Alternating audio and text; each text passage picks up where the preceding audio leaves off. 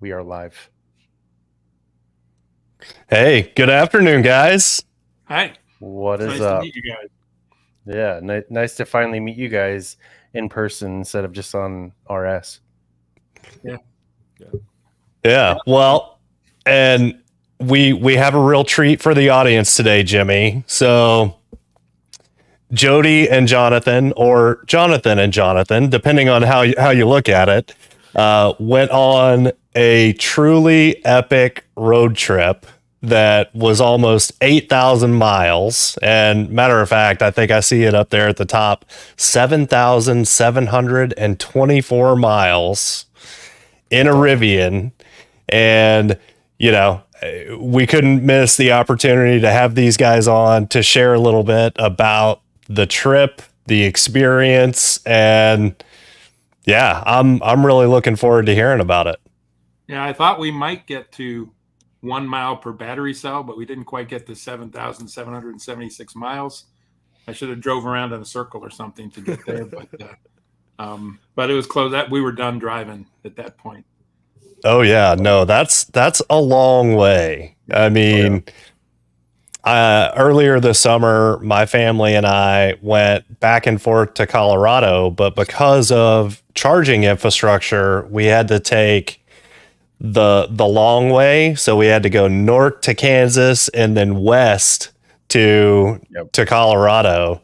And golly, I think we ended up after everything that we did there. I think we ended up around 2,800 miles for that road trip. So that's shoot around one third of what you guys did. So why don't you start off and give us kind of an overview of the trip at a high level, and then maybe we can dig into some specifics along the way. Okay, I can tell you how it came about, and then I'm sure when we get into technical details, my son will take over. He lives up in Boston, and he's a Bolt driver, Chevy Bolt driver. So when I got the truck, I was looking to replace a Honda Ridgeline with something that could do light duty, right? And I was looking at new Honda Ridgelines. I had 200,000 miles on it on my old truck, and I was like, I don't want something that gets 20 miles to the gallon, And I'm scouring the internet to see if there's any sign of a hybrid Ridgeline or something. And I came upon Rivian right after the announcement. And then I came upon you guys, and you guys got me through the pandemic. And I signed up for the truck about a month after I saw the first thing. When I saw the one in Seattle, that picture, I signed up for it, and we went ahead and got it in March of 2022, and went on a number of trips to New England. Right away before we even knew what we were doing. We went up to visit Jonathan. We went up to visit my daughter in Vermont. But then my younger daughter decided to go to college in California. And so it turned out my wife had retired from the school system. I had some vacation. Jonathan was between shows at his theater. We had the time to go ahead and drive her to California. So that's what we decided to do. I just And kind Oh of figured I was wow. like, hey, it's an adventure vehicle. Like, what better adventure than to go across the country? And Oh, I'd always wanted to do a drive across the country, and I really enjoy the like planning aspect of EV driving. So I was like, let's see if we can do it in the adventure vehicle. So yeah, Yeah. so we had we have the three kids. So the plan was, and the plan turned out, we did this. We drove out with Jonathan and Allie and all of Allie's college stuff packed in the truck, and went to California, dropped her off, and my other daughter flew in because she'd never been to Yosemite. We went up there, went back to Santa Clara University to help my daughter move in, and then started back with Izzy and Jonathan instead. And then in Albuquerque, Izzy and Jonathan bailed on us, and just I my had to wife go and back I to made it work. the rest So of the way back because they had to go back to work yeah, and so I whatnot. I flew had out one in more week Albuquerque, vacation and than he did. Yeah. yeah, So where did the trip actually start? It started here in Northern Virginia, Okay. and we had Jonathan flew down from Boston, and Allie was here ready to go back to school. We had a cooler in the middle of the frunk, two carry-ons on the outside on either side, We had the gear luggage tunnel, and sorry. backpacks in the front, and then in the gear tunnel. Yeah, it was the cooler and then in the back we were completely packed with Allie's college stuff, and somehow my suitcase got relegated back there.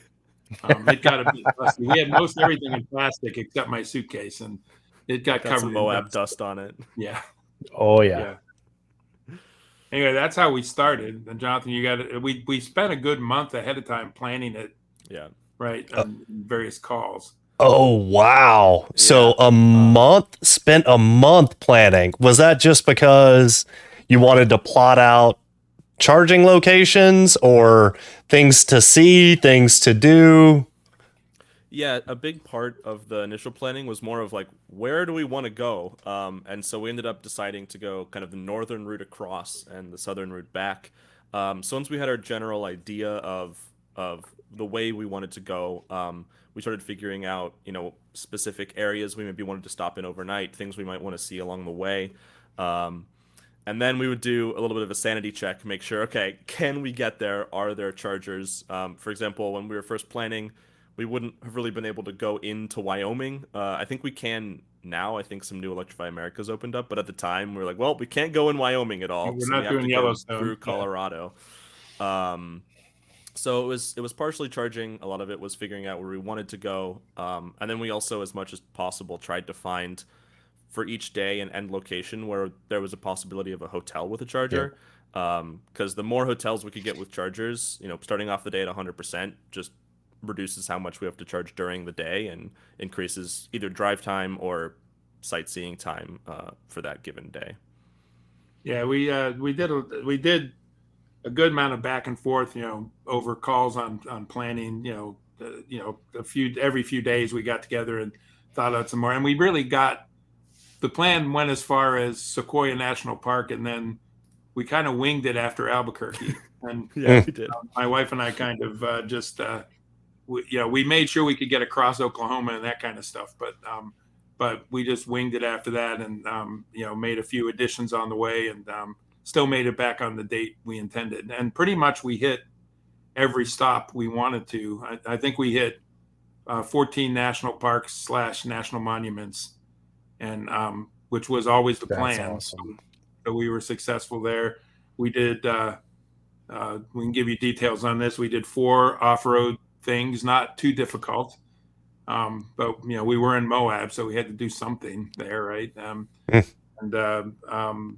yeah, and we were the amazing thing was to do some off-road stuff in Moab, some moderately difficult. I think they were 5 out of 10 was the one trail in Moab, and then the next moment you're heading down the highway at 90 miles an hour. That just speaks to the versatility of the truck. I love it. Well, what trail? I don't want to assume you did fins and things, but that's probably the most. We did. Let me look here. Well, when Rocky Mountain National Park was the first one we did, and that was the Fall River, Fall River Road, which is not too hard, but it's cool. I was just up there this summer and I saw that, but I didn't get to do it. So that's on my list for next time. It's pretty cool. It's not very hard, but that was a good one for our first time putting it in all-terrain mode. So, but incredibly scenic, right? And did you see any like bighorn sheep or anything like that? No, we didn't see. So interesting. We didn't see much wildlife at all on this trip. We were hoping to see bighorn sheep and buffalo and maybe a bear somewhere. We saw some elk and we saw deer. And we saw a whole lot of cows. Oh yeah. Oh yeah. Yeah, we probably shouldn't. I don't know. We played this thing called the cow game, and basically anybody who saw a cow would yell out "my cow," and then you start building up cows. And if you see a church, you say "marry my cows," and you double your cows. And, oh my! And then if cemetery, they say kill your cows. So if you see a cemetery, everyone else's cows. Cows. So it just becomes a whole strategic thing to get us across the the longer I- boring stretches. If you see I've- a McDonald's, you say "Burger my cows," and then you've got that stash forever. And then we started adding. It was such a long job. We started adding variances. Like if you see a casino, you could say "Wager my cows," and Or, like, you'd betting roll dice, cows and and things, you know, yeah. depending on the outcome of the dice, you might get more cows. But anyway, Oh wow, that sounds like a great game, especially for me here in Texas. Road trips with the kids. Like we're gonna start playing the cow game. yeah, there you Yeah. go. Wow. Texas kind of ruined the cow game because it was only There were my too wife many and I at that cows. point, but we came upon on 40, there was just a massive expanse Oh. of cow. You Massive must be farm talking lot. about Amarillo. Yes. Yeah, We couldn't that even is count how many cows. that's were got to there. be the dustiest, stinkiest place in all of Texas. Yeah. It's so foul, so foul. My apologies to we- anybody that's watching, that will be watching this, that lives in Amarillo. I apologize, but My dad grew up there. dude, it was a little bit. Um, We had a little showers going through there, so we didn't quite have the dust because we Oh, stopped at the good. Cadillac Ranch, right? The Cadillacs that are all nose first in the ground, and people go Yep. and spray paint them, and it wasn't too dusty that day. It was windy as heck, but yeah. So anyway, Yeah. so the second off-road trail we did was out of Arches National Park, the Willow Springs Trail, okay. which was a 5 out of 10. So a couple of times we got out to make sure we weren't going to scrape anything, but and We were that was really interesting close. because we didn't air down the tires. We thought about that, and we're like, let's not get stuck out here with all of Allie's college stuff here in the truck. But back of the truck, yeah. thankfully we had no issues, and I had bought the spare tire that came in about a week before we left, so we had that in case of emergency. Underneath all of Allie's stuff in the back of the Right. truck, right? Yeah. correct, That's why yeah. we've been unloading all of Allie's stuff, Yep. getting it all dusty. But Yeah. no, we didn't have any problem. It was a really interesting road. That was all in one day. We went to, we had stayed overnight. We'd gotten to Moab and we'd stayed overnight at the Element Hotel, Mhm. and charged up to 100% because I know I'm jumping between things here, but we had we only used conserve mode twice, and once was the road from here to Pittsburgh because the charger in Bedford was always jam packed, and we just wanted to get all the way to Pittsburgh. And in the winter, I'm not able to make it all the way there, but we were able to make it there easily. But we had it in conserve mode there, and then that day in Arches and Canyonlands, we wanted to make sure we could get everywhere. So we were either in conserve mode or off-road mode that entire There day. was no in between. Yeah. Nice. And, so we went into our- Arches in the morning and went out that trail. And then we took the Potash Schaefer Trail Road into Canyonlands, which was a long, it was 5 or 6 hours, I think we spent on that. And, but it was past really cool, the Thelma and Louise scenery that we drop. saw. Yeah. Yeah. Very Yep, cool. and up the canyon, and so that was interesting. And then I don't know, Jonathan, tell them about the rest of that day. Yeah, so one of the reasons that we were using conserve mode in the first place is we needed to make it from in Moab. We were then heading, once we were done with all that, we were heading up to Salt Lake City for the night. And the only charger that was like along the way is the Electrify America in Green River, which I think is working better now, but at the time there was one working charger and it was derated. And people on and off throughout the day were saying it wasn't working or it was. So we're like, all right, well, maybe we can make it to Green River. There's a chance we make it there and we can't charge. So we wanted to just have as much buffer as we could after off-roading twice and then driving to Green River to try to make it somewhere else to charge if we had to. We were trying to get to Salt Lake City that night for our overnight hotel. Yeah. And luckily, we pulled in. One of 4 chargers was working, slowly but working. So we ended up, able to charge. But about a week after we did this, they opened there's a supercharger now in Moab that has the Magic Dock. Yep. and there wasn't when we went through. So we had to use that Nice. really expensive overnight charger and then get to Green River. But now if we had done it, we could have just hit the supercharger in Moab on the way out of town and not even had to worry about it. And it So, actually might have been cheaper because the Element Hotel in Moab was the most expensive charging stop on the trip at 75 cents a kilowatt. Oh, wow. Yo! So if you ever do Moab again, there's a the hotel we stayed in had, I think, 4 or 6 chargers in it. It's on the north end of town, closer towards Arches National, still in town, but on the side closest to, I guess that would be the north end, closer to Arches. But they had 4 or 6 Clipper Creeks that were included with your, like, no, they were free. Oh, nice.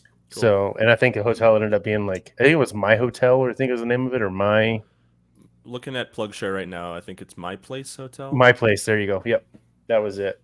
And it was like 120 a night, and thankfully, they had literally 2 rooms available for us, and then for Jaron, who was in that part of the trip with us. But yeah, so keep that in mind next time. My Place. We will. Don't charge at the Element. If Green River hadn't worked, we would have had to gone back to Moab for the night, right? To charge up. But luckily it worked. That would have thrown our schedule off. But pretty much on the trip, we were pretty conservative. We wanted to make sure there was always a backup plan, and so usually, we can get here. We set the thing initially to 20%, the Rivian, the Better Route Planner Rivian app, to arrive with 20%. And as the trip went on, Jonathan kept tweaking it down because we were getting so much. We always got way better range than predicted. Yeah, so, the Rivian app and the in-car navigation and the app definitely both very much overestimate how much you're going to use, which is a good thing. If we plug something in, it'll say you'll get there with 20%. We'd show up with 30 or 40%. So we started bumping that down as we were going because we were trying to optimize as much as we can. Roll in with a low percentage, not too low, but a low enough percentage charge up, minimize our charging stops, and maximize our driving. And so when we would plug in, get us there with 10% and we'd roll in with 20-25%. It was nice to know we had that buffer, but sometimes it's like, well, we could have maybe charged for 20 minutes less at the last stop or something like that. Yep. So ended up kind of telling the Rivian navigation to get us in with a little bit lower percentage and checking against a better route planner to kind of sanity check and make sure that we were gonna get there fine. Yeah. So the Rivian planning app actually, would plan your route for you, and we used it a lot. It was pretty good, but we always had to verify it because a couple of times it picked like an Electrify America charger that was completely offline. Yes. Yeah. Flagler, Colorado. Yeah. For me. Yeah. Yeah. I think it was somewhere in that Iowa. Once or twice Nebraska, we had it somewhere in there. Pick like a charger at a dealership that, if you look at PlugShare, has just been offline for a year and stuff like that. So I would say 90% of our routes we would have been fine if we had just plugged in our destination and followed exactly what it said. But that other 10%, we would have been stuck in the middle of nowhere. So right, we were definitely cross-checking all of our routes with PlugShare to look at recent reviews, and then for some of the crazier routes, like some of the Moab stuff and some of when we drove up into Rocky Mountain National Park, we were double checking with a better route planner as well, because that let us put in multiple stops and kind of sanity check that if we drove up to 12,000 feet, we would be fine to get back out. So that's absolutely critical. Double checking with PlugShare for 2 reasons, in my opinion.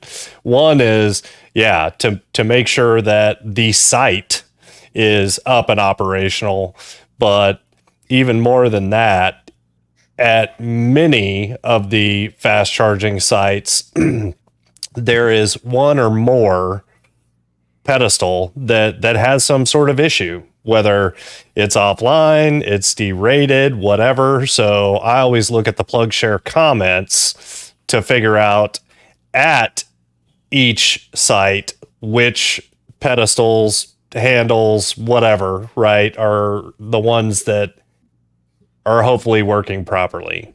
Yep. Yeah, We had a lot of like Dad would be driving us into a charger, and I'd look it up and be like, "All right, shoot for pedestal 4." yeah, Then yeah. of We course we'd definitely pull in saw and it'd that, be especially with Electrify America. yeah. Oh Yeah. yeah. And we The saw the I'm other sure thing, every the app.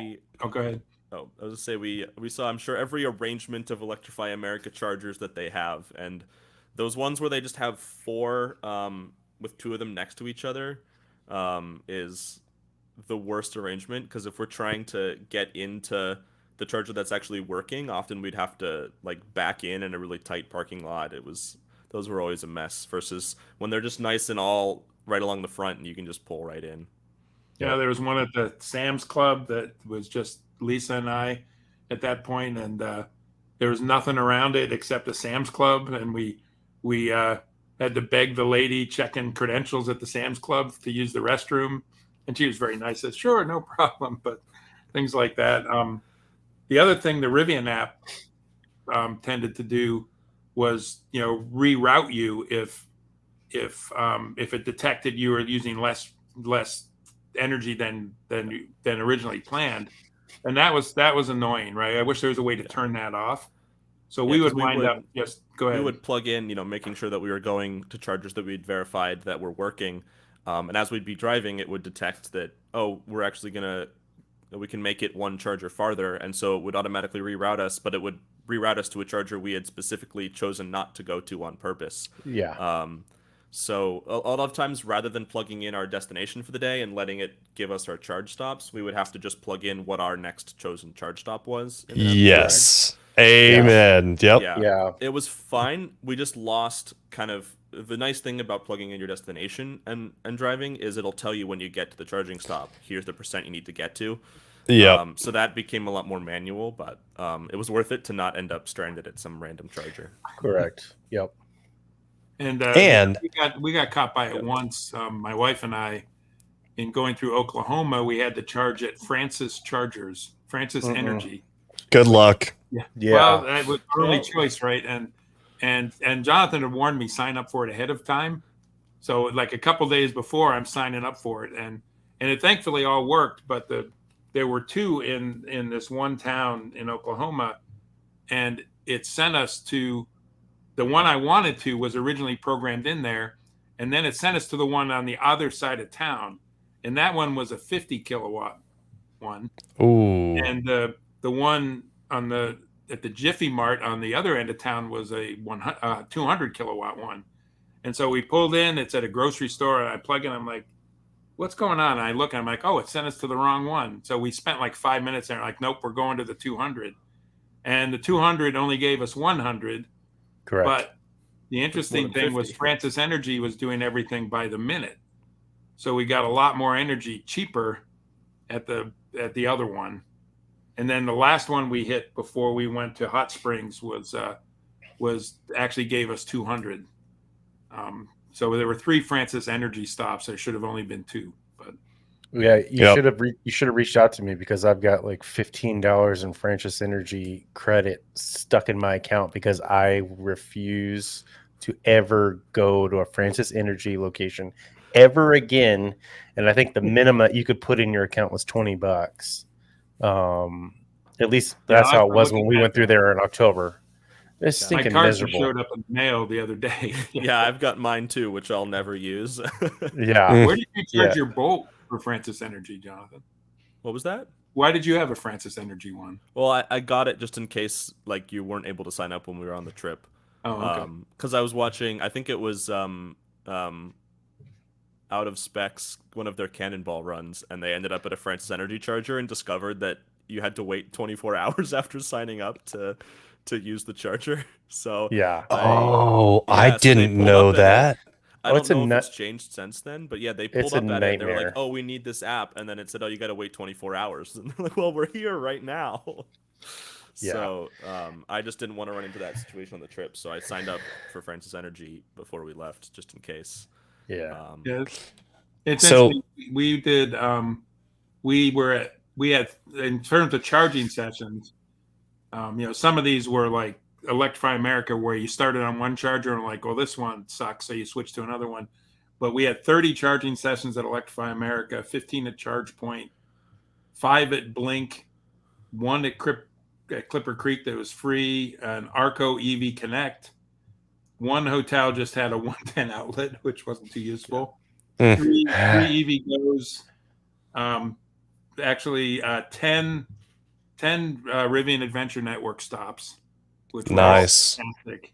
And we had 3 sessions at the Rivian Waypoints. That was all in Yosemite, where we just parked it and did stuff and said we might as well plug in.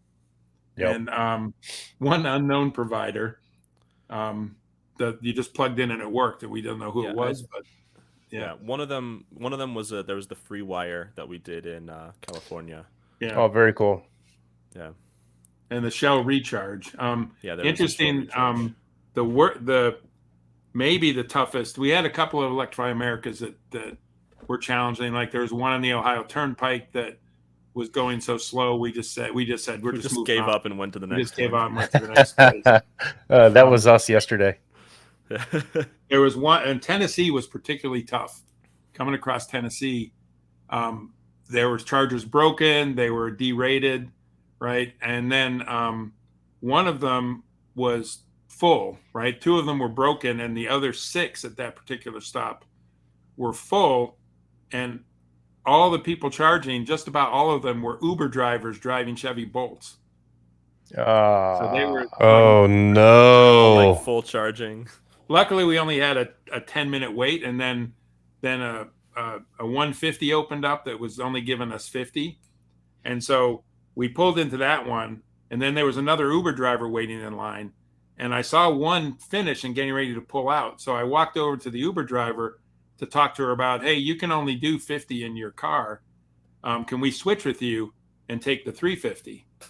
And, it spoke to the education that, people are going to have to get when it comes to electricity, because she didn't understand that at all. She's a very nice lady. She told me, well, if I charge on a 350, the charge lasts longer, is what she told me. And, what? Yeah. Yeah. So What? I was very diplomatic and tried to explain it to her and teach her. And she was very gracious. She let us take the 350 when it opened up. And in fact, we got 200 when we got that one. And she pulled in and got 50 out of the other one. But she didn't quite understand. She thought the 350s were better for her car, right? Yeah. And didn't understand she had a 50 kilowatt charging limit, right? So, those kinds of educational things are going to, I sort of think we've been through that when everybody had to learn to pump their own gas, right? I'm sure that was a mess in the 70s when they started allowing that, right? And and this trip sort of convinced me that kids who are being born now, by the time they're getting ready to drive, they'll be talking to their parents and they're like, "What? You used to pour flammable liquid into a tank?" Yeah. But nice. I think a lot of the issues, like Electrify America in particular, is not great at like the way that they label the speeds on their stations, and they just redid it, and I feel like they could have redone it so much better. But by labeling things as fast, ultra fast, and hyper fast, it just makes people see bigger numbers and think that's better. I'll plug in there. Especially where we are right now. Hopefully, eventually, just all cars can take the fastest amount, or they're all balanced chargers like the newer installations, and it doesn't really matter. But definitely some issue right now when there's so many cars that have such a difference in how fast they charge, and it depends on which charger you have for what speed you get. Yep. The interesting totally thing, agree. The best charging experience I think we had on the whole trip was also in Tennessee. The last stop in Tennessee was at a Flying J truck stop, and they had a big awning that said Flying J Ultium, and that they were EVgo units under the covers, and they had just beautifully lined up, plenty of room, lots of stations, right next to the convenience store and the restrooms. And we pulled in there, and with EVgo, we just plugged in and it just started charging, and we were in and out of there in 10 minutes. It was really good. And it was I've set up like a gas station, so you pull in, Yeah. you have the whole awning, you can pull through. Yeah, so that That's was the awesome. best experience. The Bakersfield I want to mention because we came out of Sequoia. Yeah, and I think we were going to stop in Bakersfield. We thought we could make it to the hotel without any problem. That was beyond Bakersfield. I forget the name of the town, but we decided we'd just make sure and stop in Bakersfield. And Bakersfield was jammed, just and we were 5 or 6 deep.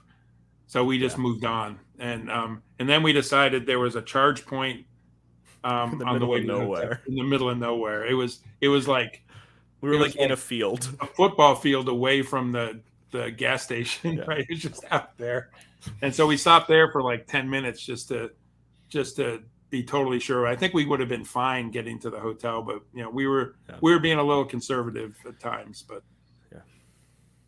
we haven't done like a run it down to 3%. I know you do that all the time with your I do Bolt. that on my Bolt a lot, but Yeah, we did that with the truck yesterday, actually. yeah. I think the lowest I've had it is 10%. I think, and that was coming home. You ain't living yet. You ain't living yet. Yeah. And I'm trying to see if there's anything else that was.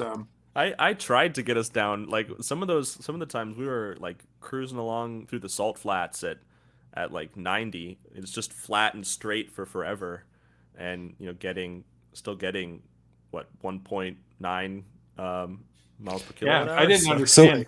I thought for sure I when he hit 90, we'd be sucking down the power like crazy, and it's stuck at 1.9, which was shocking to me.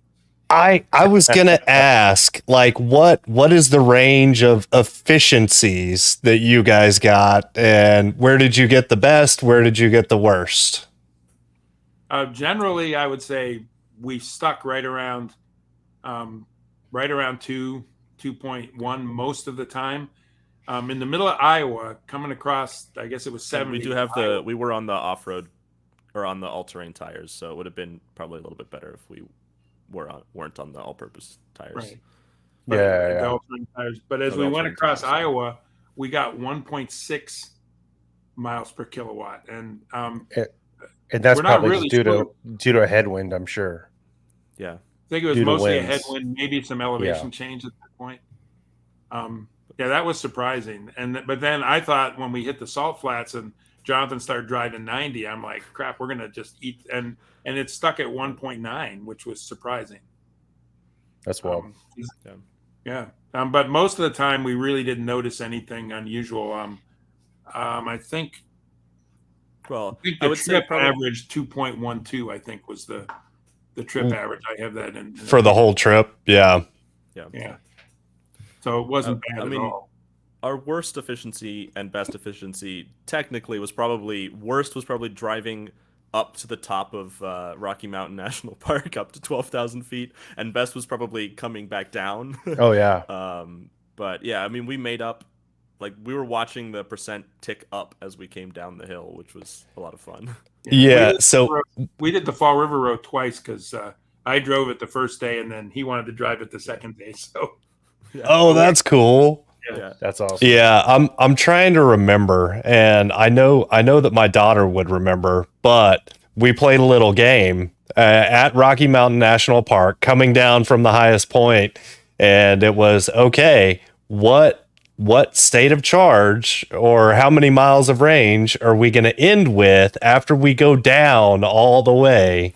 And my oldest daughter, I can't remember exactly what it was, but she nailed it. She got it exactly, which awesome. was pretty cool. Yeah. Pretty good. That's awesome. That's the one thing I found the planning apps don't quite have a good handle on, is just how much energy you get back coming down hills.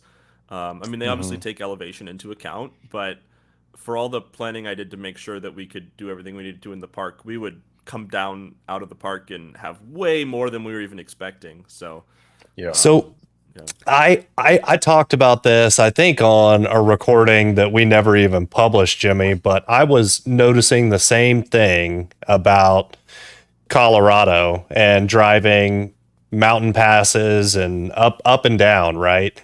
And the efficiency for us up there was way better than it is down here where it's relatively flat where we live in Texas.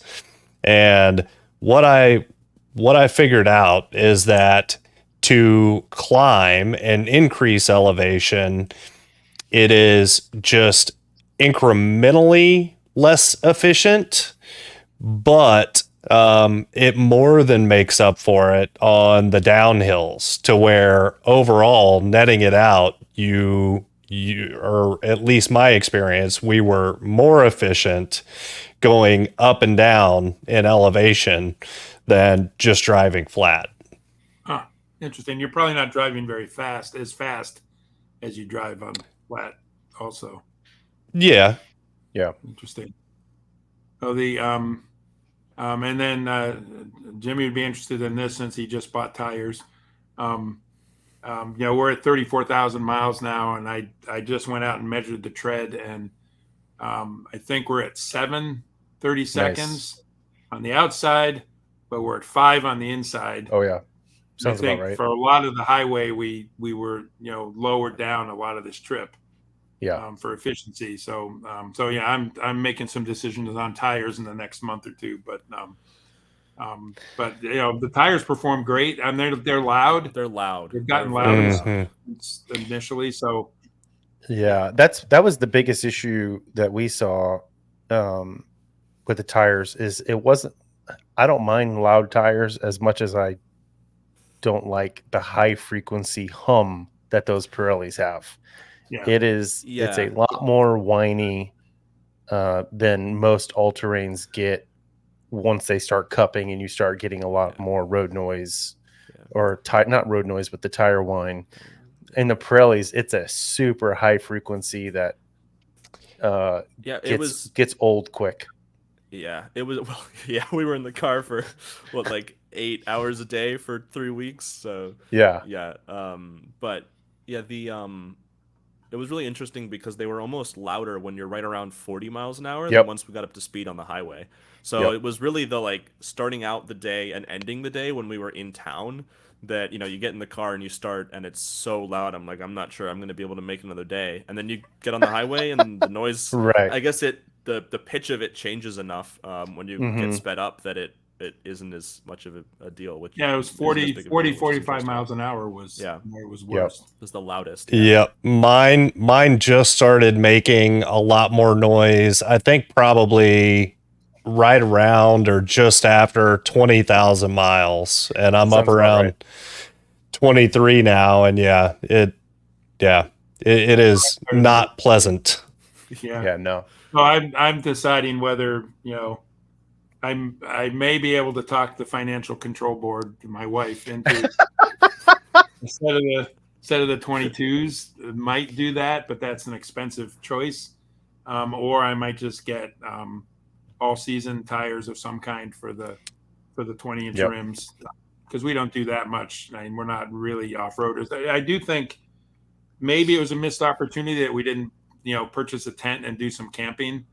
But we had enough unknowns on this trip that we thought, maybe next time we'll do that. We also were hoping to stop at the plant on the way through in Normal. And I talked to my guide about that, and she was like, "Well, the weekend going through there, it was Labor Day weekend.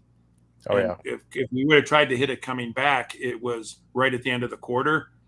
And she said the plant told her, "We're not doing tours because we're going to be focused on cranking up trucks and SUVs at that point." So understandable. So my son and I have a plan to go back and see if we can get a tour sometime, take a road trip there. Maybe we'll put a tent on for that. I don't know. Yeah, there you go. The total distance, the total hours we were in the truck were 172 hours.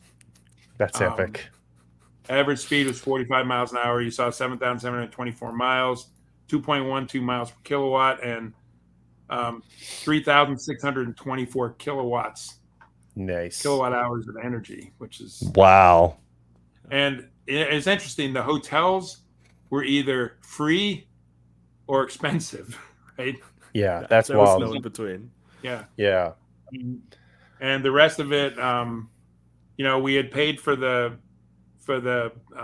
Electrify America and the EV Go monthly plans. Actually, I Yeah. incorrectly reported earlier I had the $7 plan with EV Go for that trip.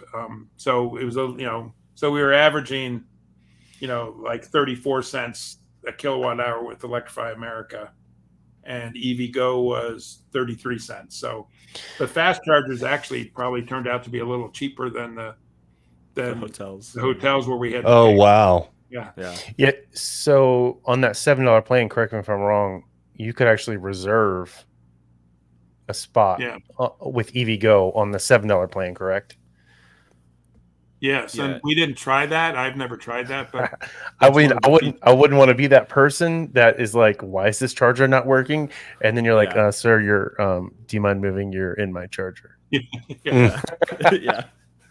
It also varies charger to charger as to if they have Right. the reservation system enabled. There's Yeah. one near me here in Boston that has like 2 units, and people always have it reserved. It's really annoying because they're never at it. It's always just reserved. Yeah. Yeah, That's that a that would get weird. old. Yeah, it's definitely a weird one. Yeah. Yeah. Hmm. Makes more Um, sense for things like the level 2 outside my apartment that I use is like I can reserve it, but it's really just so I know when the person in the spot leaves, so I can go move my car out of the garage and plug in. Yeah. but we spent $1,019 total in charging, which Interesting. which isn't the cheapest in the world, but we got so many free chargers from Rivian and stuff. I calculated, if you were to take a truck that got 20 miles to the gallon and spent $3.80 a gallon on gas, which is pretty low, Which is right? especially once we were in California. California, Right. but Yeah. and that would have been $1,600 for fuel. So it wasn't half, but it was It better. wasn't insignificant. Yeah, and probably Yeah. way more Well, than $1,500 on fuel. Given I saw $9 a gallon or something in some part of Arizona at one point. That And was wow. at that like Oasis place along Route 66. That was yeah, just the only thing for Oh, see. Oh, miles, and yeah. they Yeah. clearly capitalized on that. yeah, But there's Yep. Electrify America there, and it wasn't any more expensive than any others. yeah. That's And wild. Yeah. and then the one hotel thing in the Holiday Express in Kodak, Tennessee, was interesting. My wife and I pulled in there, and there were 2 spots marked for EVs, but only one charger. And thankfully, it was open. But when I pulled in, there was a Honda sitting in the other spot. When I went inside and was talking, I couldn't get the thing to work. I went inside and was talking to the night manager, and she was like, "Oh, that's my car. I parked there, so in case somebody comes in needing the EV charger, I can move my car." And I thought that was very cool of her for that. So Agreed. yeah, that was pretty awesome. And then I went back out. We took our stuff up to the room, and then I went back out and called the number and got somebody in India. I think it was a Blink charger. Got somebody in India who had me read the serial number on the side of the unit, and I read that off. And a couple seconds later, it popped on and was green, and I'm like, okay then, and Nice. away Hmm. it went. That was kind of bizarre. Nice. A couple of things we should cover are a couple of interesting truck issues that we hit along the way. Oh yeah. One was, and you've forgotten about this one, Jonathan, but one was interesting coming out of the Lake Tahoe area down into, we were staying at friends in Folsom, California. The one thing about this truck is it just collects bugs on the front, right? Oh, yeah. We're always cleaning the thing off, and we're coming down with bugs on the windshield, and the sun was going down Yeah. to the west, shining Yeah, this directly is at us. when we were heading up into Tahoe from in Nevada. We had driven all the way across Nevada that day. And the And I way the was sun hits driving. the hood, Yeah. the sun would It reflect off the hood, and yeah, Yeah, the combination of bugs on the windshield that you just could not clear off, and then the sun itself shining down, and then also hitting the hood and bouncing up.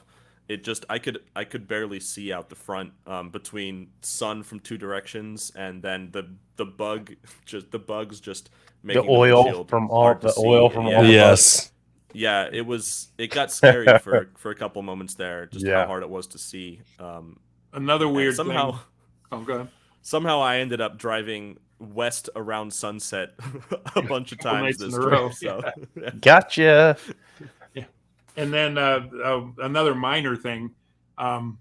This might have been on a highway that was under construction, but we had two-way traffic, and the animation in the center dash showed cars that looked like they were going backwards driving by us, right? Because I think Oh, it's nice. a highway, Yeah, right? it was two way, and normally you'd be driving on the highway and it would show the cars we were passing, but they were pointing our direction but just sliding backwards past us when they passed us going the other way. Yeah. Twice on the trip. That Yeah. was bizarre to see. We didn't get that on camera, unfortunately, but And then the more interesting thing was we were in Iowa, left an Electrify America Charger, and the four of us are in the car and the truck, and it was getting hot, and the AC was not working. And we're like, what on earth is going on? So we pulled off the highway, and we called the support number, and they had us do a soft reboot, and that didn't fix anything. And then we did the full reboot, and that fixed it. And they were very worried about us, and they were very, they called us back to make sure it was all working later. They were very good about it. Jonathan, you have any comment on that one? yeah, it was very weird because we were at a charger and we unplugged and started driving, and it was blowing air, but it was just ambient outside temperature air. There was clearly no cooling going on. They had to switch it to recirculate. They were like, oh, maybe it can't keep up, switch to recirculate, and that didn't change anything. It was clearly going up in temperature, and with the sun coming straight down in the window at the top, it was definitely kind of just creating a bit of a greenhouse. So yeah, we ended up having to just pull off at this side of the road at like a truck rest area and did the reboots, and luckily that worked. Otherwise, we would have been in the middle of nowhere with no AC. But And then going up in Rocky Mountain National Park, going up to 12,000 feet. Obviously an EV doesn't have the air problems that a gas car would have, but the air compressor seemed to be impacted by that. and it was running a lot. I could see that. Yeah. Yeah, it was interesting. It was running a lot, and and we seemed to get some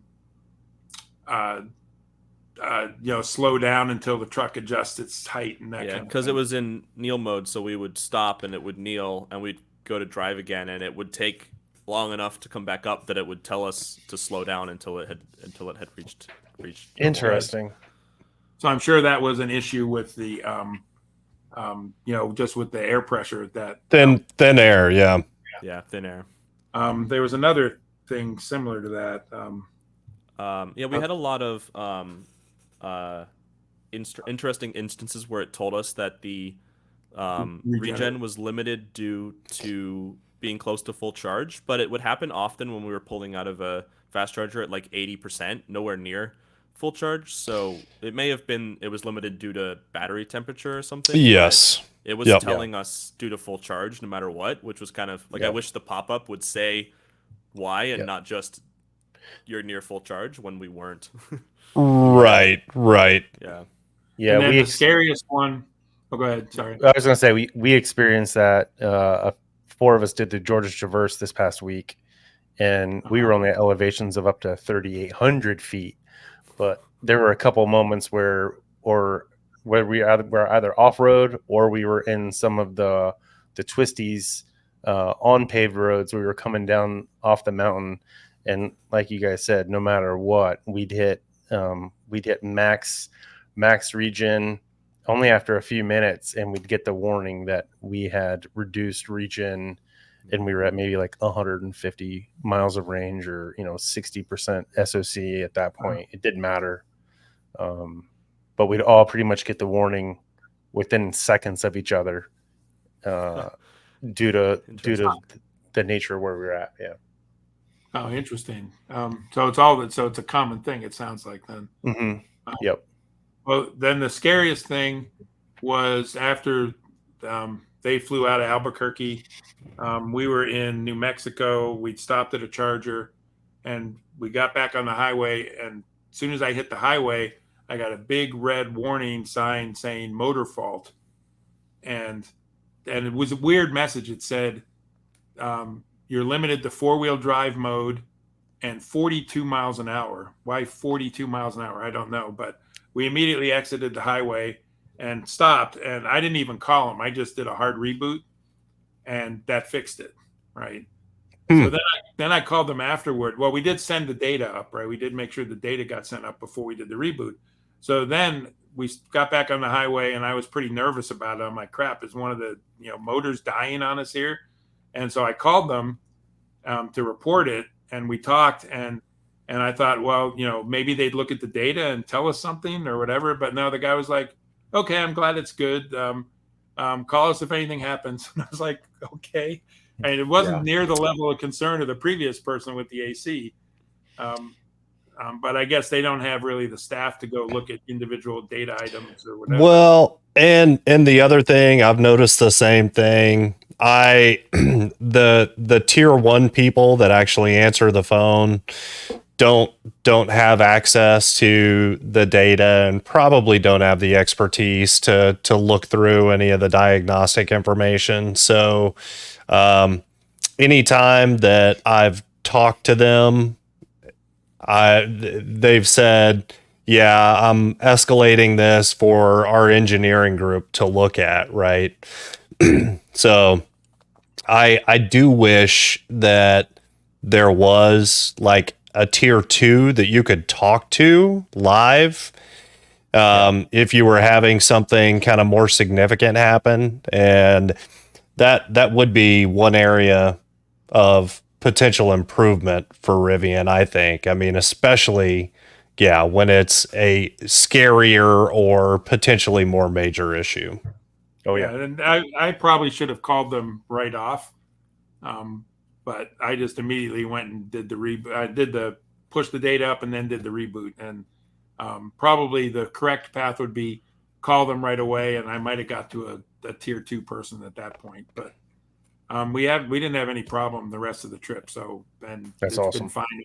So I don't know what that was. The one common factor in the AC one and the motor issue was that we had been at Electrify America and had an error.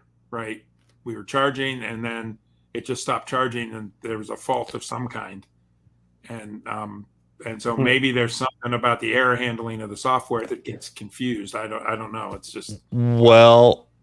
So I believe, and granted, maybe somebody, if we do get this up on YouTube, can pipe in the comments. But I believe the same compressor that is used for the air conditioning also helps with the cooling the pack.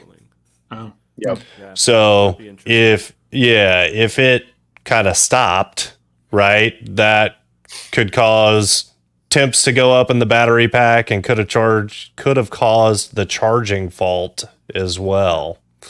So yeah, anyway. I don't know if this happened to you, Ded, when the motor fault happened, but another interesting thing when the AC had stopped was, we were plugging in our destination into the navigation, and we were still 2+ hours out, and it had started the preconditioning the battery for fast charging, even though we had just left our previous stop. So there was clearly something going on with cooling of the battery pack. And that went away after we rebooted. Yeah. Yep. Well, we had for the motor fault one, we'd been at that was the Sam's Club stop. We plugged in, we went into the Sam's Club, and we came back out, and the charging had errored out. And Electrify America was warning me they're going to start charging me idle fees, and I'm like, well, wait a minute. All $0 of idle fees that they charge. Yeah. Savages. Yeah, that actually happened to us yesterday charging. We left I don't remember what charger it was. But anyways, we left it just literally as soon as I unplug and we start driving, Cordell, Georgia. As soon as we leave Cordell, Georgia, before I even got out of the parking lot, I had preconditioning for charge, and it was like 80 miles away was our next charger in Valdosta. And it's still, I mean, like Trying literally to right, cool that battery down. but it was a cooler day. Like, I mean, it was cool enough. I was wearing a long sleeve t-shirt and pants. And yeah, it still did it. Wow. Interesting. So It's always best when you wear pants, Jimmy. valid. Yeah. I mean, these chicken legs. Yeah. Nope. Don't stand up. Don't stand up. I'm not going to Anyway. stand up. I'm not wearing shorts or pants. It's COVID rules. No one needs to know what's below here. There you go. I think that. Well, cool. I don't know, Jonathan. Do you have anything else that we didn't cover? That was most of the interesting stuff. I mean, overall, it was really cool to be able to do a trip across the country to see so many different landscapes and terrains and states that I had never seen before. That's awesome. And the charging planning was a little stressful, but something that I personally enjoy doing. So I wouldn't say it's really like a trip. We're not yet to the infrastructure point where I would suggest to anyone, yeah, just go drive across the country in an EV. Yeah. But I enjoy the charging planning. So each night I would plan the next day's charging, and it was seamless enough. I never felt like there was anywhere that we wanted to go that we couldn't go because we were in an EV versus any other vehicle. Yeah. That's awesome. And I totally agree. And in the next 12 months, Rivian will get access to the Tesla supercharger network, which is going to be huge. But also in the next 12 to 24 months, there is a lot of additional charging infrastructure that's going to be rolling out. So I'm looking forward to the day when, worrying about charging and having to do extensive planning is, a thing of the past. So to wrap this up, though, guys, how many states did you go through? So that's one question. And then I want to hear from each of you a couple of your favorite places that you visited or kind of favorite things that you did along the way, something like that. All right. Number of states. I think I marked that down in one of the posts. I think it was 20. That's awesome. I'd have to go back and count. We were at each national park or national monument. We would buy a sticker in the visitor center, and so those are going under the hood of the frunk. Oh, cool. Yeah. So we're starting to Very fill cool. that up. But I think it was 20 states. I don't know, Jonathan. What were your favorite? I think it's things? around 20. Yeah. Well, awesome. definitely one of my favorite things was getting to drive off road in Moab in Canyonlands and Arches. There's not, especially of that type, there's not a lot of off-roading in Massachusetts. So, being able to go out there and actually do that and be just so far out away from anything else was really cool. Yeah, I'd never been to Rocky Mountain National Park before. That was pretty awesome. The Schaefer Trail, we'd been to Canyonlands and Arches before, and I remember we took a rental minivan on some dirt road when you were kids, Jonathan. You probably remember that. But the Schaefer Trail was pretty awesome. If not, I mean, as people would say, it's also sphincter tightening when you're going up those canyon walls. Pretty nerve wracking being right on the edge of that drop. But I think that was pretty cool. I'd never been to Sedona or Sonoma? Sedona. Sedona, Arizona. Yeah, Sedona, Arizona. Yeah. That area was pretty wild. That was very interesting. Yeah, it's beautiful there. Oh, yeah. And I got my last state. We'd never been to Hot Springs. I'd never been to Arkansas. That was my one state I was missing. So we got Arkansas. Wow. Hot Springs was an unusual place, I will say. It's an interesting spot. Yep. Yep. But yeah, it was mostly the landscapes out west, and the sheer size of the country and how much empty space there is still is phenomenal. And I always love Yosemite. Yosemite is fantastic. It was also really interesting getting to kind of talk to people at chargers, because we'd plug in and people would pull up behind us with their giant gas trucks, and they'd see we had Virginia license plate, and they'd kind of ask about it. They'd be like, you could tell they're a little skeptical at first, and they'd be like, oh well, like how much range do you get? And we're like, oh, like 250 to 300 miles, and they're like, oh, okay. Well, how long are you here at this charger? And well, about 20 minutes, enough to run to the restroom and come back out, and then we're on the road for another 3 hours. And they were like, oh, and so it was just really cool to be able to kind of be out there and have people kind of interested and see, because we got there. We were there in a car with Virginia license plates. Yep. Really cool to see We people sold- kind of just realize how much more doable than they thought EVs were. We sold 3 or 4 Rivians, I would Yeah. say, maybe 6. Yeah. The, One guy asked us if we were getting commission. the guy in Nice. and there's the guy in Oklahoma, the construction workers that were getting out of their trucks, and I'm parking there and unloading suitcases. They're like, "What is that?" And I'm telling them about it, and the guy's like, I never really was big on EVs. I didn't think they would work, but you just might be changing my mind. But he said, That's awesome. Nice. that cracked me up. Yeah, we saw, and that's the thing. We saw cool people everywhere. Mhm. Lots of nice people. Nobody disparaged the EV. I think Rivian putting out the kind of truck they did really interested truck people, right? It was really a genius move, I think. Yeah. And so, yeah, so, all the political stuff that's going on, when you get out there and meet with people, there's a lot of nice people out there. Yeah. Wow. That's No, that's amazing. And as far as I'm aware, you guys have the record so far for longest Rivian road trip. So congratulations. What an adventure. Sounds amazing. And thanks for coming on to share it with us. Thank you. It was great talking Thanks with for you. having us.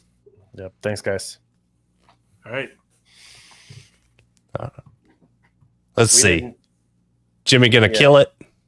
Yeah, I'll kill it. And Jimmy, did that actually go live on YouTube?